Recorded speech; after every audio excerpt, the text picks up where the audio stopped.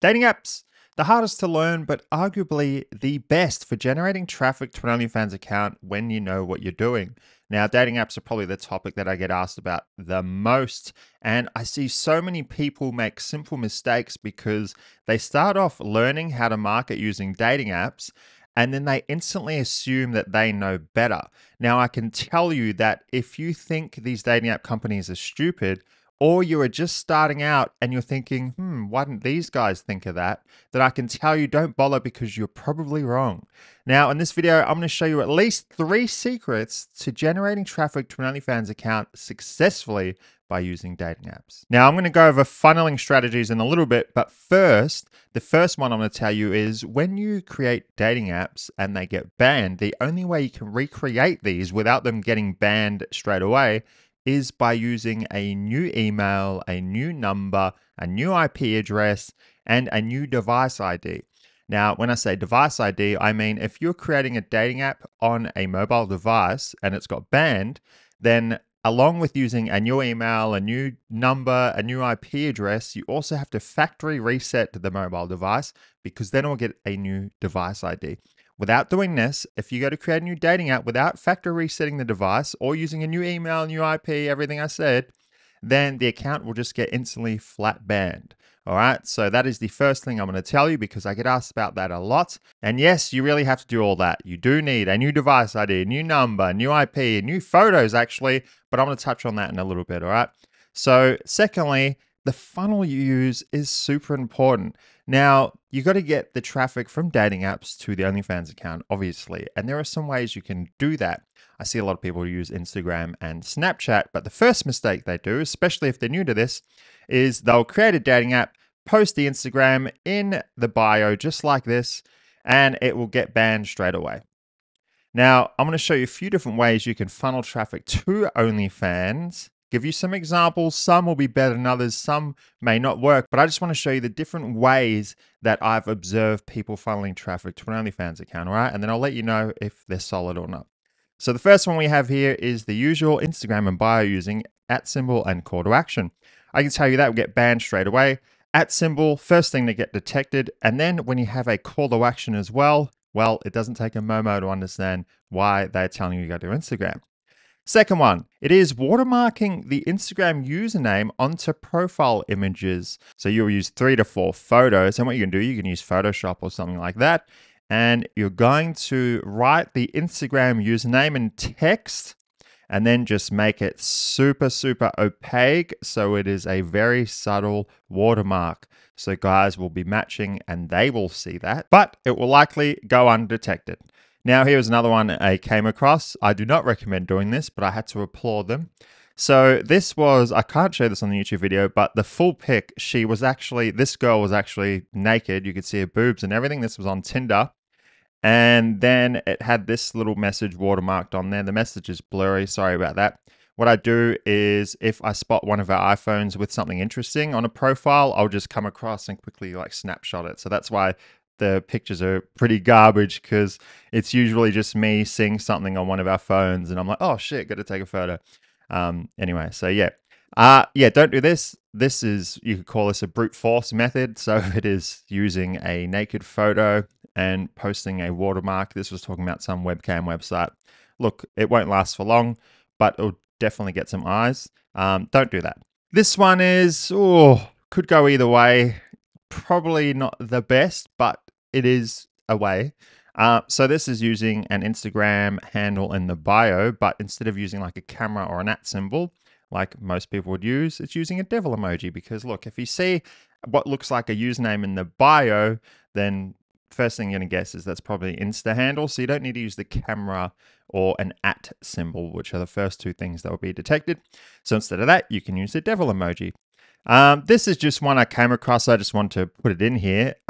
It was literally just a girl and she was just like, hey, I got an OnlyFans, wig, perfume, shopping addiction, whatever. And her job was like OF content. So I was like, kudos to you. Not sure how long you'll last, but kudos to you. This is a sneaky one. So what you need to do, this is how creative you need to be in order to succeed on these platforms. So this is a profile I came across and it had the Snapchat in place of the workplace. So, if you put any handles in the bio, they're likely to get detected, depending what method you're using. But put it in place of the workplace. So, where it would normally say they work at McDonald's, it says Snapchat, blah, blah, blah, down for anything. So, that is an option. Another one, this is a normal, actually real girl's account, but I just want to show you an example of what a normal girl's account will look like. New to Melbourne, looking for someone to explore the city with, but @ Now, you're thinking to yourself, that's funny, because earlier I told you not to use the @ Well, yes, don't use the @ but this is clearly a real girl. So she may get asked to verify, but she will have no problem doing that because she owns the account. Now, if you're using it for marketing, you're going to be under more scrutiny, especially when you match with more people. So you can't afford to use any tells like this by using an @ Now, here's a cool one, optional. It is just the plain Instagram and bio with no symbols or emojis. Literally just the Instagram handle. Pretty bland account, so matches are probably going to get suspicious. But hey, it will probably go undetected nonetheless. That is an option. Another one, I would call this the brute force method as well. One I came across, it was an Instagram username written on paper and photograph. So this account won't last long, but I had to applaud them and take a snapshot of it anyway. So had a little message, I can't remember. It was like, go to the Instagram for my nudes. I don't know, something like that. And then IG got the username there. Kudos, the account won't last long, but applaud you for trying. Don't do that. Next one, Snapchat and DTF message written in the workplace field as well. That was just like the other one.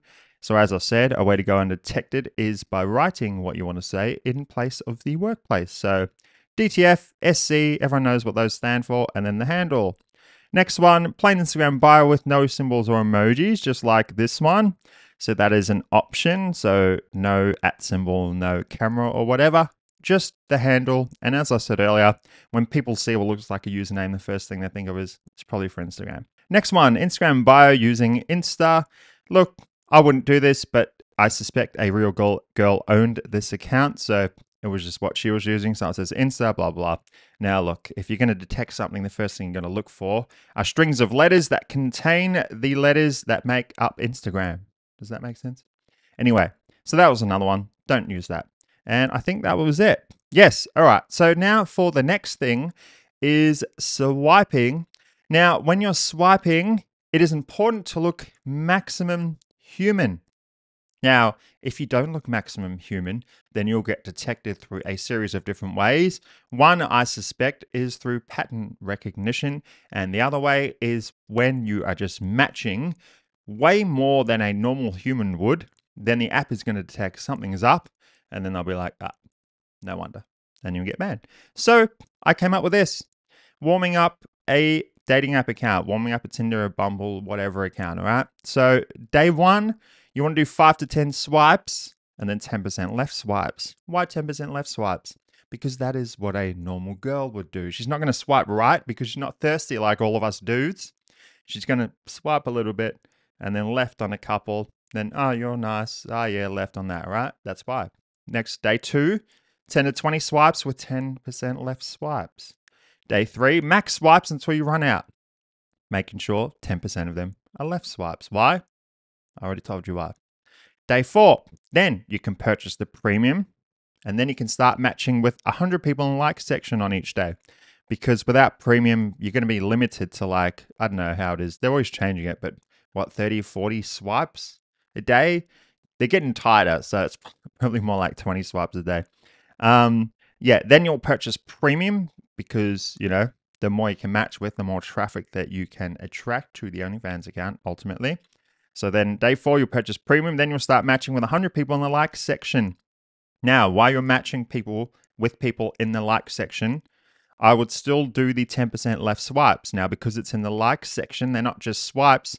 You are actually like, as soon as you right swipe, you're just instantly matching because these people already like you. So for every 10, one of them will be a swipe left, which means you're just disregarding it. So for every 10 you do, one will be left swipe, all right? So that'll be 9 right, 1 left, just in case you didn't understand that.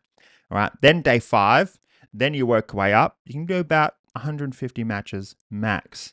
Then day 6 and onwards, then you can do 200 matches a day. Now, one thing you'll notice is that these aren't very specific. Why?